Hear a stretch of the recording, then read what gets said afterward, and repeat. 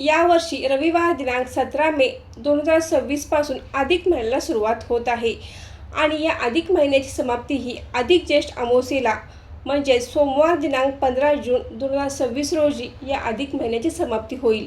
अधिक मासालाच मलमास किंवा पुरुषोत्तम मास असे देखील म्हटले जाते। दर 3 वर्षांनी येणारा हा अधिक मास अध्यात्माच्या दृष्टीने अतिशय महत्त्वाचा समजला जातो।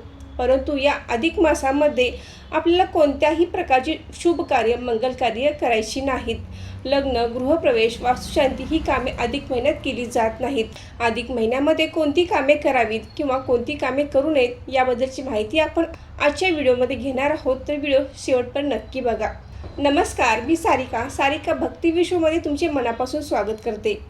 अधिक महिन्याचे स्वामित्व हे भगवान श्री हरी विष्णूंकडे आहे आणि म्हणूनच भगवान विष्णू म्हणतात, या अधिक महिन्यामध्ये माझी सेवा, उपासना, मंत्रस्तोत्र यांची पठण जो व्यक्ती करतो तो माझ्यामध्ये सामावून जातो व शेवटी विष्णू लोकात जातो, म्हणजेच भगवान विष्णूंची संपूर्ण कृपा आत्मसात करतो। त्यामुळे अधिक मासामध्ये आपण भगवान विष्णूंची जास्त सेवा करणे आवश्यक आहे। तर अधिक मासामध्ये आपण भगवान विष्णूंच्या कोणकोणत्या सेवा करायच्या आहेत, तर यामध्ये विष्णू सहस्रनामाचे आपण दररोज पठण करायचे आहे। त्याचबरोबर आपण स्त्री सूक्त याचे देखील पठण करायचे आहे।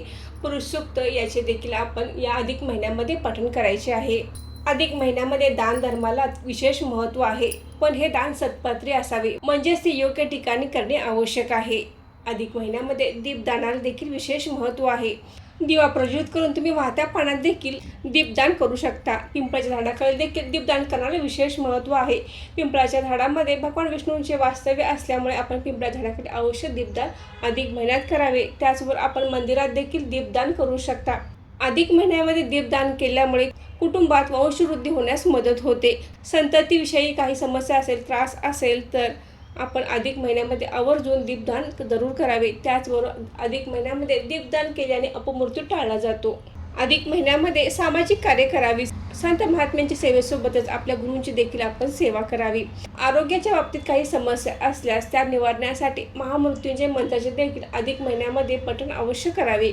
अधिक महिन्यामध्ये महामृत्यूचे मंत्र रुद्रपठण करणे हे महापुण्यकारक मानले जाते। त्याचबरोबर तुम्ही अधिक महिन्यामध्ये भगवान विष्णूंचा जप करू शकता। यामध्ये तुम्ही ओम नमो भगवते वासुदेवाय, ओम नमो भगवते वासुदेवाय या मंत्राचा देखील जप करू शकता किंवा ओम विष्णवे नमः, ओम विष्णवे नमः या मंत्राचा देखील तुम्ही नित्य जप करू शकता। अधिक महिन्यामध्ये आंघोळीच्या पाण्यामध्ये काळे तेल टाकावे किंवा आपण काळ्या तिळाची उटणी लावून आंघोळ अधिक महिन्यामध्ये करावी। आवळा करून त्यामध्ये तिळाच्या तेलाचा दिवा लावला जातो। असा दिवा तुम्ही मंदिरात किंवा तुमच्या घरात देखील लावू शकता। त्याचबरोबर तुम्ही रामरक्षेचे पठण देखील अधिक महिन्यामध्ये करू शकता। रोज सायंकाळच्या वेळी तुम्ही रामरक्षेचे पठण करू शकता।